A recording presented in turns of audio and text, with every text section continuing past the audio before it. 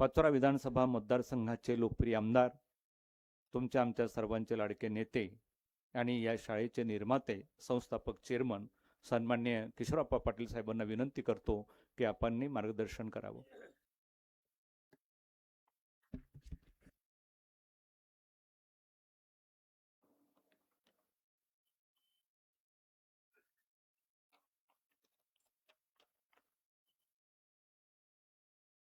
आजच्या नर्मदा इंटरनॅशनल स्कूलच्या ज्ञानोत्सव या माझ्या जीवनातला अतिशय आगळा वेगळा अशा या कार्यक्रमासाठी या ठिकाणी उपस्थित असलेले महाराष्ट्राचे प्रसिद्ध असे व्याख्याते आदरणीय गणेशजी शिंदे सर, ज्यांनी आत्ताच आपल्याला अतिशय सुंदर असं मार्गदर्शन की ज्यांनी मला गेल्या वर्षभरापासून या शाळेच्या निर्मितीसाठी प्रचंड अशी साथ दिली आणि भविष्यातही देतील असे आमचे मित्र प्राध्यापक संजय पाटील सर, ज्यांनी या पाचोरा तालुका आणि परिसरातील अनेक विद्यार्थ्यांना MPSC UPSC पर्यंत पोहोचून उत्तीर्ण केलं आणि त्यांना एक चांगल्या पद्धतीची व्यवसाय असेल किंवा नोकऱ्या मिळवून दिल्या असतील असे आमचे दुसरे प्राध्यापक आदरणीय चिंचोले सर, तहसीलदार आदरणीय बनसोडे साहेब, मंचावर उपस्थित असलेले आमचे मोठे बंधू राजेंद्र पाटीलजी, शिवसेनेचे जिल्हा प्रमुख रावसाहेब जिबू, सभापती गणेश पाटील, उपनगराध्यक्ष राजू जिबू, या शाळेच्या मुख्याध्यापिका आदरणीय प्रभू मॅडम, पाचोरा आणि भडगावच्या दोघेही नगराध्यक्ष मॅडम, प्रियंका, सुमित, मंचावर उपस्थित असलेले आपल्या नगरपालिकेचे शिओ आदरणीय देवरे साहेब, PPI निकम साहेब, आमचे आर्किटेक्ट रोहितजी रिझारी,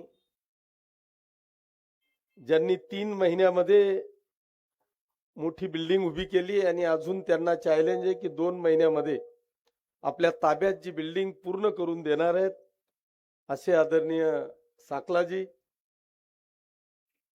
सांगितलं बरं सगळ्यांना 2 महिन्यात, भैयासाहेब, आणि या ज्ञानोत्सवाला आवर्जून आपल्या परिवारासह आपल्या मुलाबाळांसह उपस्थित असलेले सर्व माता भगिनी, बांधवांनो आणि बालगोपाल मित्रांनो, पहिल्यांदा मी तुमचे सगळ्यांचे मनापासून आभार मानतो, आपल्याला धन्यवाद देतो की आपण आमच्या एका छोट्याशा आमंत्रणाचा मान राखून एवढ्या मोठ्या संख्येने उपस्थित राहिलात, त्याबद्दल तुमचे सगळ्यांचे मी मनापासून आभार मानतो, आपल्याला धन्यवाद देतो. मी जेव्हा हा कार्यक्रम घ्यायचं निश्चित केलं, अस्मिता ताई राहून गेल्या, सॉरी, जेव्हा हा कार्यक्रम घ्यायचं निश्चित केलं त्यावेळेस मला अनेकांच्या अशा सूचना होत्या सर की आपण एखादी हिरोईन आणावी, गायनाचा कार्यक्रम ठेवावा आणि मग प्रचंड अशी पब्लिक त्या कार्यक्रमाला येईल. पण मी त्यावेळेस सगळ्यांना ह्याच सूचना दिल्या की तुमचा सगळ्यांचा मी मान राखतो, परंतु मला ज्याला खरंच या ज्ञानोत्सवाचा आनंद घ्यायचा आहे, या ज्ञानोत्सवामध्ये सामील व्हायचं आहे, मला अशाच लोकांची ह्या कार्यक्रमाला आवश्यकता आहे. इथं गाण्यांना किंवा तमाशासाठी मला कोणालाही बोलवायचं नाही. आणि म्हणून मी म्हटलं की आपण या ज्ञानोत्सवाच्या या बुद्धिजीवी कार्यक्रमासाठी आपण सगळेजण एवढ्या मोठ्या संख्येने आलात त्याबद्दल खरोखर मी तुमचे मनापासून आभार मानतो. बांधवांनो, मी अनेकदा असा म्हणजे ज्या दिवसापासून मी आलो राजकारणामध्ये, अर्थात त्याच्याही आधी मी अनेक प्रकारचे व्यवसाय केले आणि त्या सगळ्या व्यवसायांमध्ये तुमच्या सगळ्यांच्या आशीर्वादाने मी यशस्वी झालो. नुसता व्यवसायात यशस्वी झालो नाही तर व्यवसाय सांभाळून तुमच्या सगळ्यांच्या कृपा आशीर्वादाने व्यवसायाच्या बरोबरच राजकारणामध्ये सुद्धा यशस्वी झालो. मला वाटतं गेल्या 25 वर्षाच्या माझ्या राजकीय प्रवासामध्ये तुमच्या सगळ्यांच्या आशीर्वादाने, कृपेने आजपर्यंत अपयशाचं सर्टिफिकेट माझ्या जीवनात मला कधीही घेण्याची वेळ तुम्ही सगळ्यांनी कधीच येऊ दिली नाही. हे माझं सगळ्याच्या कृपेने हे माझं मी भाग्य समजतो. पण मी आज एका वेगळ्या विषयामध्ये जातोय, ते म्हणजे या ज्ञानोत्सवाच्या या नर्मदा इंटरनॅशनल स्कूलच्या रूपाने. सर, मला एक निश्चितपणे या ठिकाणी सांगावंसं वाटतं की मी कधी कधी विचार करतो की आमचे सगळे शिक्षक बांधव की जे आमचे ग्रॅज्युएट होतात, डबल ग्रॅज्युएट होतात, एखाद्या विषयामध्ये ते प्रावीण्य मिळवतात, तो एकच विषय ते आयुष्यभर शिकवतात. पण तो विषय शिकवत असताना मला खूप कमी शिक्षक असे मिळाले की ते बिना पुस्तकाचे शिकवतात. आमचा एक शिक्षक एक विषय आयुष्यभर शिकवतोय, पण तो कधीच बिना पुस्तकाचा शिकवत नाही. आणि आमचा एक विद्यार्थी ज्याला 7-8-10 विषय आहेत, त्याला फक्त 6 महिने शिकवायचं आहे आणि तुम्ही त्याला बिना कॉफीची त्याच्याकडून अपेक्षा करताय की यांनी प्रचंड मार्कांनी उत्तीर्ण व्हावं. ही अशी अपेक्षा आम्ही नेमकं करतोच कशी, हा मुळात माझा प्रश्न आहे. की एक शिक्षक एक विषय आयुष्यभर शिकवत असताना तो बिना पुस्तकाचं शिकवू शकत नाही. दुसऱ्या बाजूला तुम्ही संत ज्ञानेश्वर महाराजांवर तासोनतास व्याख्यान देतात. ज्ञानेश्वर महाराजांची ज्ञानेश्वरी तुमची तोंडी पाठ आहे. तुम्ही पृष्ठापासून तर अभंगापर्यंत तुम्ही एका तासात किंवा 1 तास 2 तास कुठल्याही संतांवर तुम्हाला बोलायला सांगितलं तर तुम्ही एक एक ओळी त्यांची सांगता. पण आमचं असं काय? आणि आता त्याचं उत्तर मला वाटतं ह्या वर्षी आपल्याला पाहायला मिळेल की या महाराष्ट्रामध्ये 10वी आणि 12वीच्या स्ट्रिक्टली एक्झाम झाल्या. त्यांना सीसीटीव्ही मध्ये किंवा व्हिडिओ शूटिंग मध्ये त्यांना ठेवलं गेलं. मला असं वाटतं की ह्या वर्षी 70% वरती निकालच जाऊ शकणार नाही. किमान 30% विद्यार्थी आमचे नापास होतील. मग आम्ही त्यांना सपोर्ट करतो आहोत का? आम्ही आमच्या विद्यार्थ्यांच्या पालकांचं आम्ही फसवतोय का? त्यांचा मार्कांचा फक्त 90%, 95%, 99% हे मार्क्स आम्ही घरी दाखवून त्या पालकांची आम्ही फसवणूक करतो आहोत का? आमच्या शाळेची पटसंख्या वाढवण्यासाठी आम्ही सगळं हे पाप करतो आहोत का? असं म्हटलं तरी वावगं ठरणार नाही. आणि म्हणून मी असा विचार केला की हे सगळ्यात महत्वाचं आज जर का तुम्ही पाहिलं तर साहेब, आज आमचा मोलमजुरी करणारा प्रत्येक पालक, प्रत्येक पॅरेंट्सला असं वाटतं की आज माझ्या जवळ जरी काही नसलं तरी हा जो माझा मुलगा आहे, ही जी माझी मुलगी आहे, ही माझी उद्याची संपत्ती आहे.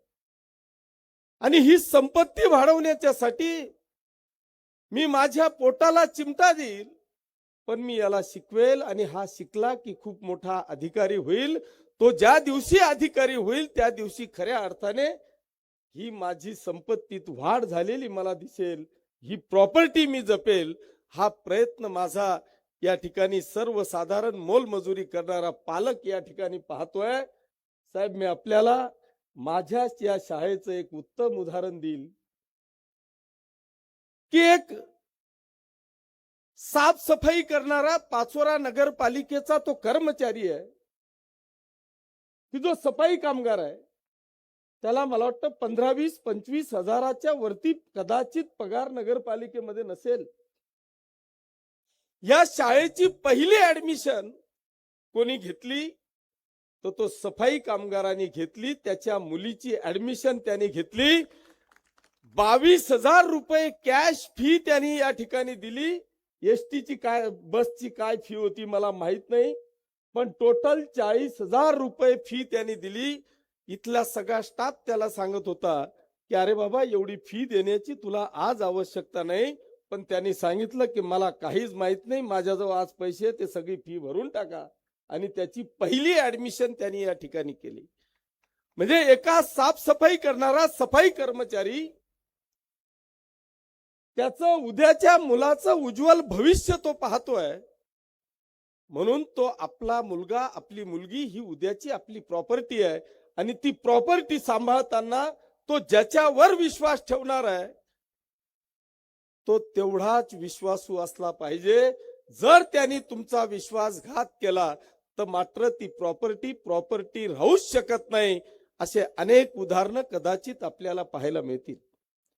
आणि म्हणून ही सुरुवात करताना अनेक उदाहरणं या ठिकाणी बांधवांनो, नेमकं मला काय करायचं आहे, हा एक 2-5 मिनिटाचा विषय मी या ठिकाणी घेईल, कारण आपल्याला सगळ्यांना आदरणीय शिंदे सरांना ऐकायचं आहे. मी हा जो कार्यक्रम, म्हणजे आपली शाळा चालू होणार आहे 11 जूनला, पण आपण हा कार्यक्रम घेतोय 22 मार्चला. तर ही संकल्पना मला वाटतं प्री वेडिंग पासून आली. आता तो ट्रेंड आलाय प्री वेडिंगचा. मग म्हटलं आपणही प्री ओपनिंग करून टाकू, प्री लॉन्चिंग करून टाकू. आणि म्हणून आज नेमकं मी काय करणार आहे, ही शाळा नेमकं काय करणार आहे, हे आपल्याला सगळ्यांना सांगण्यासाठी खऱ्या अर्थाने हा आजचा कार्यक्रम आहे. बांधवांनो, मला अनेकदा अशा चर्चाही बाहेर पाहायला मिळाल्यात. आता किशोरप्पाची शाळा आहे, फुकट राहील, एकदम कमी राहील, फी एकदम कमी राहील. माझं उलट आहे. मी तर म्हणतो की तुम्ही फी, जसं मी तुम्हाला उदाहरण दिलं की एका सफाई कामगारांनी जो 10-15-20 हजार रुपयाच्या वरती कमवत नाही, तो वर्षाचे 40,000 रुपये या शाळेमध्ये टाकून आणि त्याच्या मुलीची ऍडमिशन त्यांनी केली. तो तिला उद्याची त्याची स्वतःची प्रॉपर्टी समजतोय. माझं तर म्हणणं आहे की तुम्ही फी हा विषय बाजूला ठेवा.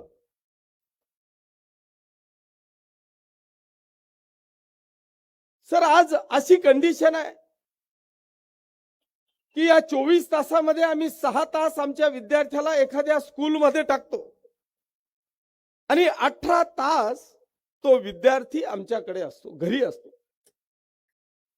6 तास हा शिक्षक, तिथला स्टाफ हा प्रचंड मेहनत घेऊन त्याला त्याची शैक्षणिक उंची वाढवण्याचा प्रयत्न करतो, त्याची बौद्धिक उंची वाढवण्याचा प्रयत्न करतो.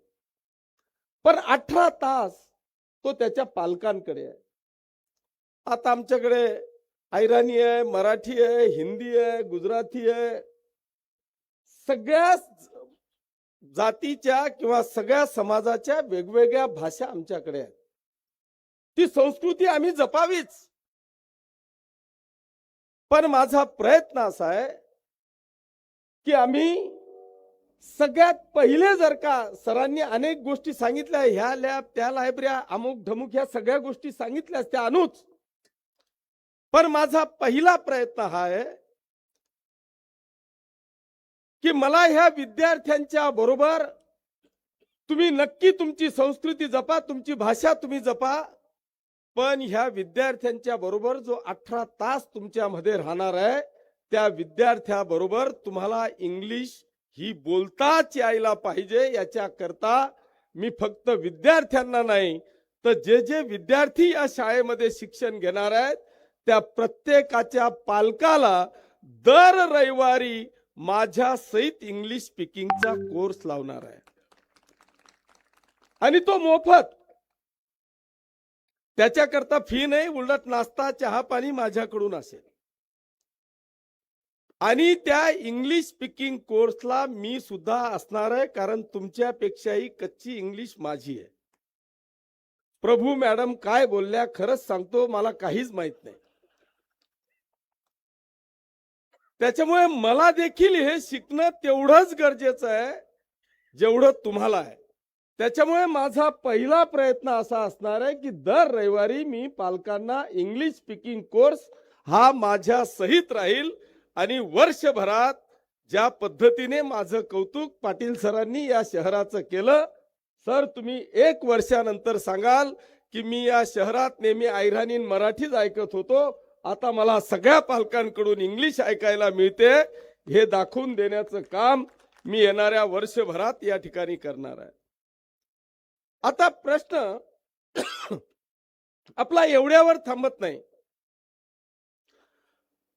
साहेब मी असं पाहतोय की आम्ही हे सगळं शिक्षण दिल्याच्या नंतर 6 तासानंतर तो मुलगा घरी जातो.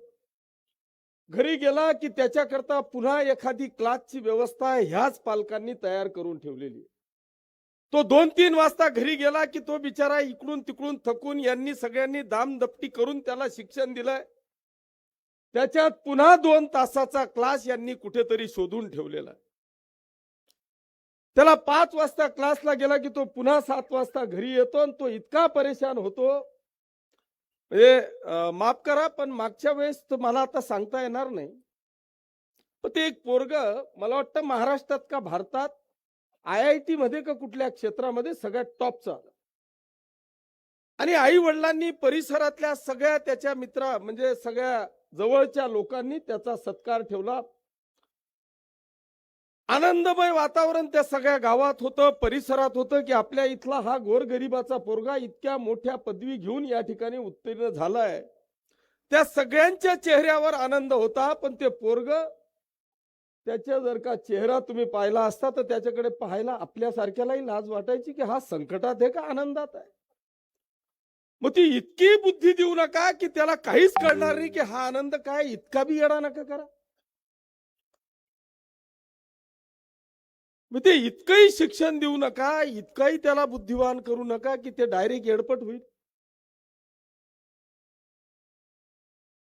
तर मला या सगळ्या गोष्टी मला असं वाटतं हे पाहत असताना मी एक जळगाव जिल्ह्यामध्ये सर माझी एक नवीन कल्पना आहे की निदान पाचोरा तालुक्यामध्ये तरी की सकाळी 9 वाजता जर का मुलगी विद्यार्थी या ठिकाणी आला तर माझा नवीन या ठिकाणी कल्पना आहे की ती म्हणजे डे बोर्डिंग. सकाळी 9 वाजता तो आला तर 5 वाजेपर्यंत ह्या कॅम्पस मध्येच तो असेल. सकाळी नाश्ताही तो इथंच करेल, जेवणही इथं करेल. संध्याकाळी 5 वाजता तो सगळे क्लास बीस सगळं करून तो तुमच्या ताब्यात 6 वाजेपर्यंत दिला जाईल. त्याला ट्युशन नको, त्याला क्लास नको, त्याला दप्तर नको, तुमच्यामध्ये खेळेल, तुमच्यामध्येच विरंगुळा करेल. आज अशी परिस्थिती आहे की आमचे अनेक शिक्षक बांधव आहेत की जे दोघेही नोकरीला आहेत. तो नोकरीला दोघेही असल्यामुळे त्यांना ड्युटीला सकाळी 9-10 वाजता जायचं आहे. ती आमची माऊली सकाळी उठते, 7 वाजता डबा करते, तिला तो पॅक करून कसा तरी 9 वाजता या बसमध्ये टाकते आणि तो डबा त्याला 1 वाजता खायला मिळतो. त्या डब्यामध्ये मग मला घाई आहे म्हणून ती कधी मॅगी कर, काय काय राहतं ते, मॅगी कर, पास्ता कर, त्या डब्यात टाक आणि जाऊ दे याला. ते पार्सल इकडे रवाना करते. त्याला कधीही चांगल्या पद्धतीचं जेवण मिळत नाही. जे मिळालं तरी ते सकाळचं जेवण तो 1 वाजता करतो. अशी परिस्थिती आज मी या ठिकाणी पाहतोय. त्याच्याही पेक्षा की यांना वेळ नाही, दोघेही नोकरीला आहेत, म्हणून नेमकं त्या मुलांनी त्या विद्यार्थ्यांनी काय करावं हा प्रश्न आपल्या सगळ्यांच्या समोर आहे. आणि म्हणून मी डे बोर्डिंग हा कन्सेप्ट या ठिकाणी आणतोय त्याच्यात तुम्ही एकदा मुलगा इथं दिला की तो 6 वाजेपर्यंत तुमच्या घरी येणार नाही. त्याची सगळी सांभाळण्याची जबाबदारी नर्मदा इंटरनॅशनल स्कूलची असेल, अशी खात्री मी आपल्याला या ठिकाणी देतो.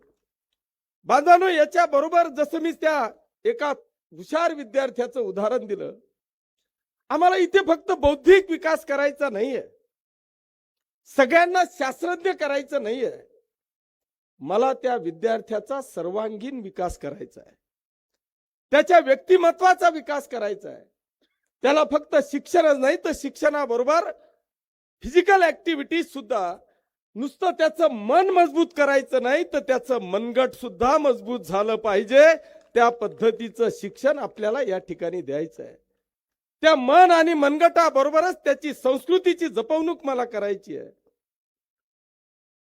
इंग्लिश मीडियम मध्ये शिकला म्हणून फक्त दुरून नमस्कार नाही तर त्याला वाकून नमस्कार करण्याची संस्कृती सुद्धा या नर्मदा इंटरनॅशनल स्कूलच्या माध्यमातून त्याला मिळणार आहे.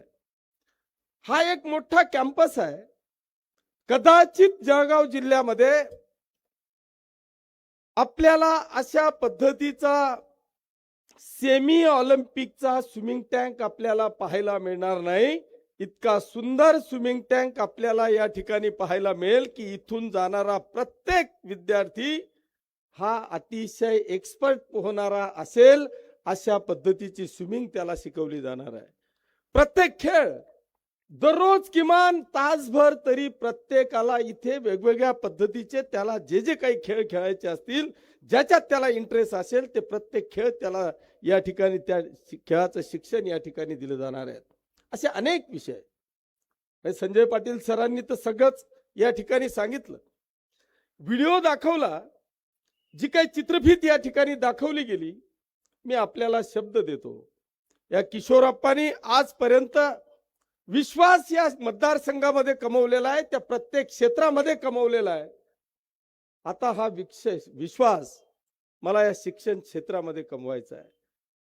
बांधवांनो, आम्ही सगळेजण वेगवेगळ्या पद्धतीचे भविष्य पाहतो, पण हे खऱ्या अर्थाने हे उद्याचं आमचं भविष्य हे आमच्या प्रॉपर्टीमध्ये आहे.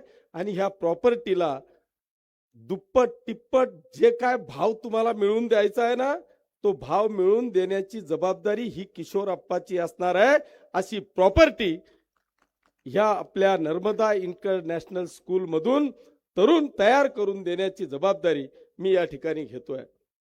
तुम्ही आज बिल्डिंग ही 3 महिन्यामध्ये इथपर्यंत आलेली आहे.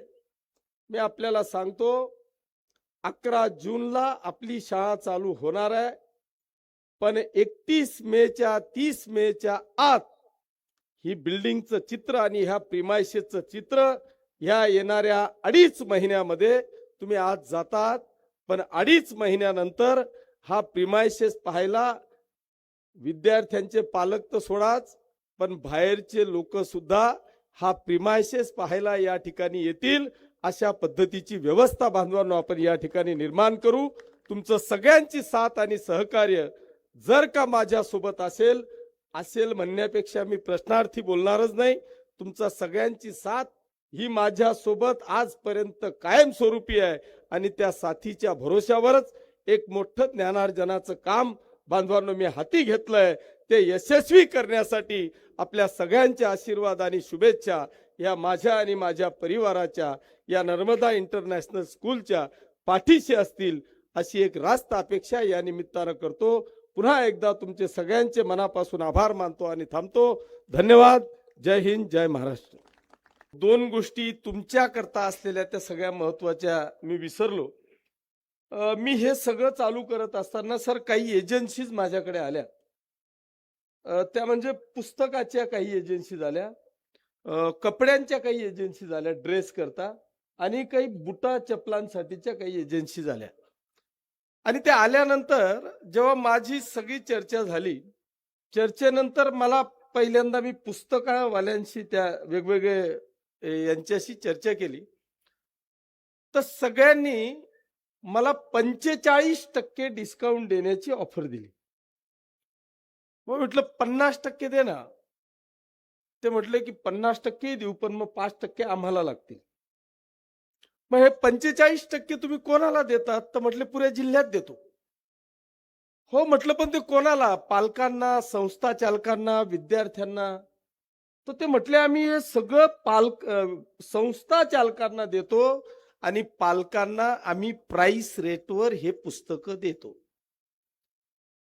तर मी आज आपल्याला सगळ्यांना या ठिकाणी सांगणार आहे की हा किशोरप्पा उद्याच्या उज्ज्वल भविष्याच्या ह्या विद्यार्थ्यांच्या पुस्तकाचं एक नया पैसा सुद्धा कमिशन घेणार नाही.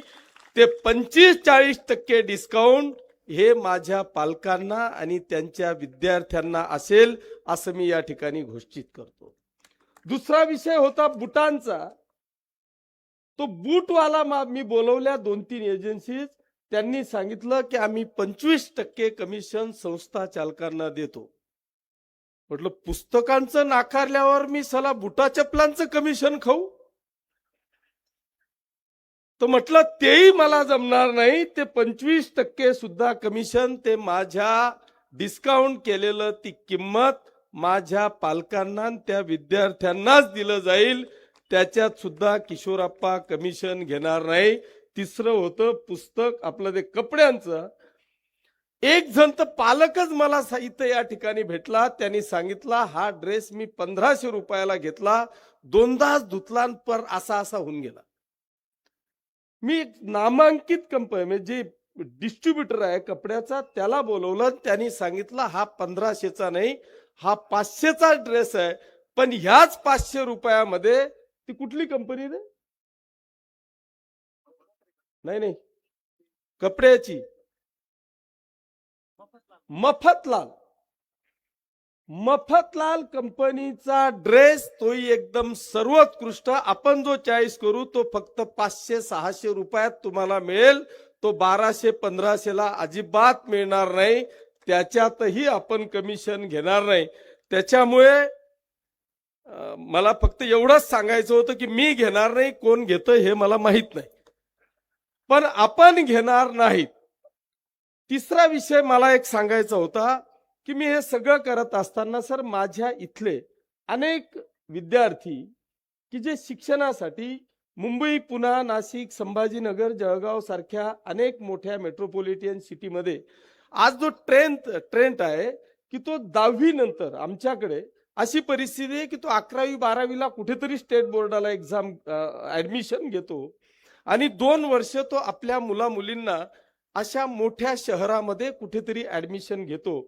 त्यावेळेस त्याला लागणारा खर्च, पालकांचं त्या मुलांकडे लागलेलं लक्ष, ह्या सगळ्या गोष्टींचा जर विचार केला तर बांधवांनो, जर तुमची सगळ्यांची साथ असेल तर मी आपल्याला खात्री देतो की या प्रीमायसेस मध्ये कोटा, मुंबई, भारतभरातले जे प्रसिद्ध क्लासेस असतील ते सगळे क्लासेस इथं आणून ह्याच प्रीमायसेस मध्ये माझ्या पाचोरा आणि भडगाव तालुक्यातला एकही विद्यार्थ्याला बाहेर जाण्याची वेळ येणार नाही अशा पद्धतीचं शिक्षण या ठिकाणी आणण्याचा प्रयत्न करेल.